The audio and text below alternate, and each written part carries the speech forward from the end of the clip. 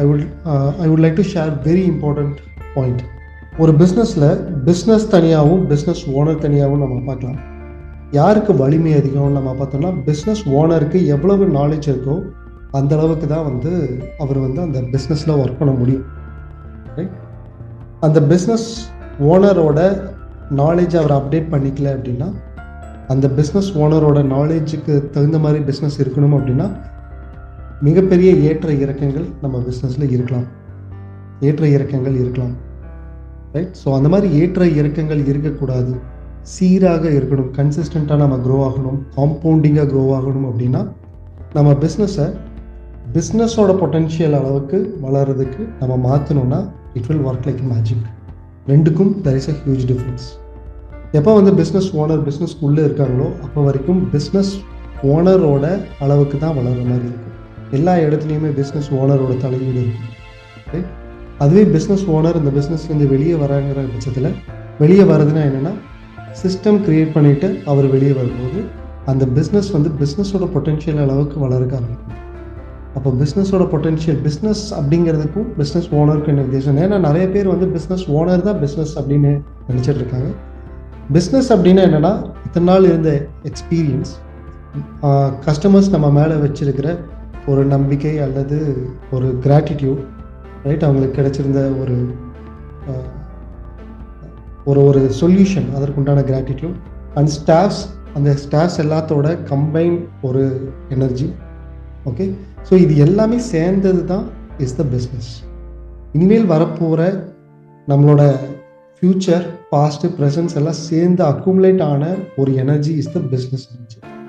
அப்போ பிஸ்னஸோட வைப்ரேஷன், பிஸ்னஸோட ஒரு பவருங்கிறது வேறு, பிஸ்னஸ் ஓனரோட பவருங்கிறது வேறு.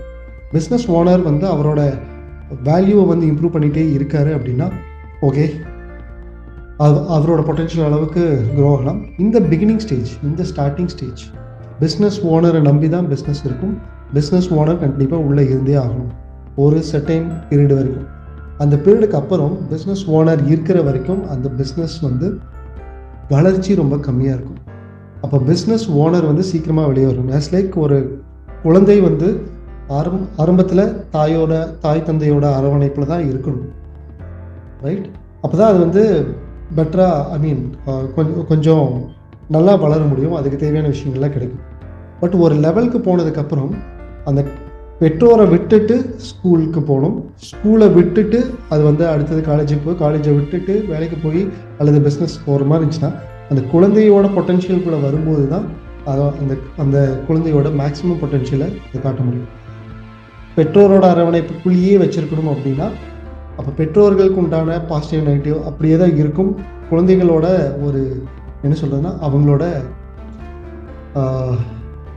இண்டிவிஜுவாலிட்டியை காட்டுறதுக்கு உண்டான ஒரு திறன் அல்லது ஒரு வாய்ப்பு இல்லாமல் போகிறதுக்கு நிறைய வாய்ப்புகள் இருக்குது.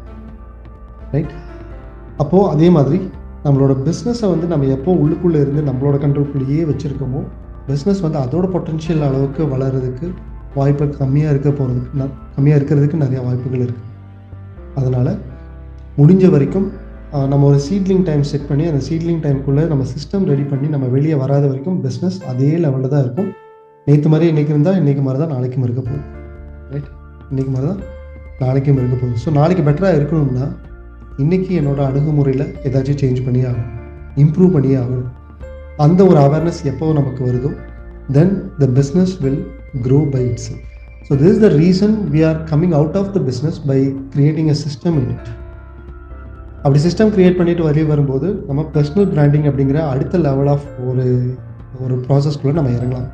அப்போ பர்சனல் பிராண்டிங்குள்ளே நம்ம போகும்போது we can create an ecosystem. நம்ம பிஸ்னஸில் ஒரு ஈகோ சிஸ்டம் கிரியேட் பண்ணுறதுக்கு ரொம்பவே சப்போர்ட்டிவாக இருக்கும். சார், ஈகோ சிஸ்டம் கிரியேட் பண்ணுறது ஒரு ஆப்ஷனலா அப்படின்னு கேட்டால் நம்ம கம்யூனிட்டியில் ஒரு ஆப்ஷனல் கிடையாது. ஏன்னா நான் எவ்வளவு ஏர்ன் பண்ணிட்டு இருக்கணும், அதை விட இன்னும் கொஞ்சம் பெட்டராக ஏர்ன் பண்ணணும், இப்போ இருக்கிற பிரச்சனைகள்லாம் சால்வ் பண்ணுறதுக்காக தான் இந்த கம்யூனிட்டிக்குள்ள வந்திருக்குன்னா எல்லாத்துக்குமே தெரியும் இந்த community is not for that.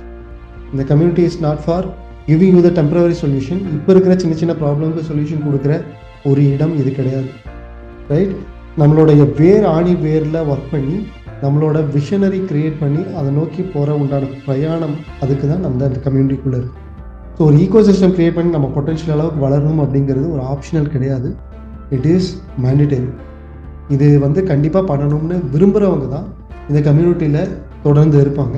அல்லது இது என்ன இருக்குன்னு வேடிக்கை பார்த்துட்டு அப்படியே அப்புறம் பார்த்துக்கலாம், கொஞ்சம் கஷ்டமாக இருக்குது, அல்லது லேட் ஆகிற மாதிரி இருக்குது, எனக்கு குயிக்காக சக்ஸஸ் வேணும் அப்படிங்கிறவங்களாம் ஓகே அப்புறம் பார்த்துக்கலாம்னு சொல்லிட்டு they will postpone. Okay, so some people will understand this. இந்த சிஸ்டம் நான் அண்டர்ஸ்டாண்ட் பண்ணிக்க விரும்பணும், ஐ மீன் எல்லாருமே அண்டர்ஸ்டாண்ட் பண்ணிக்கணும்னு நான் விரும்புகிறேன். Okay, this is a long term process, short term உண்டான ஒரு விஷயம் கிடையாது, it is a long term process. Long term process யாருக்குன்னா கன்சிஸ்டண்ட்டாக ஒவ்வொரு ஸ்டெப்பாக மூவ் பண்ணுறவங்களுக்கு தான் இது ஒர்க் ஆகும். அப்படி மூவ் பண்ணணும்னு நினைக்கிறவங்களுக்கு this will be a greater platform.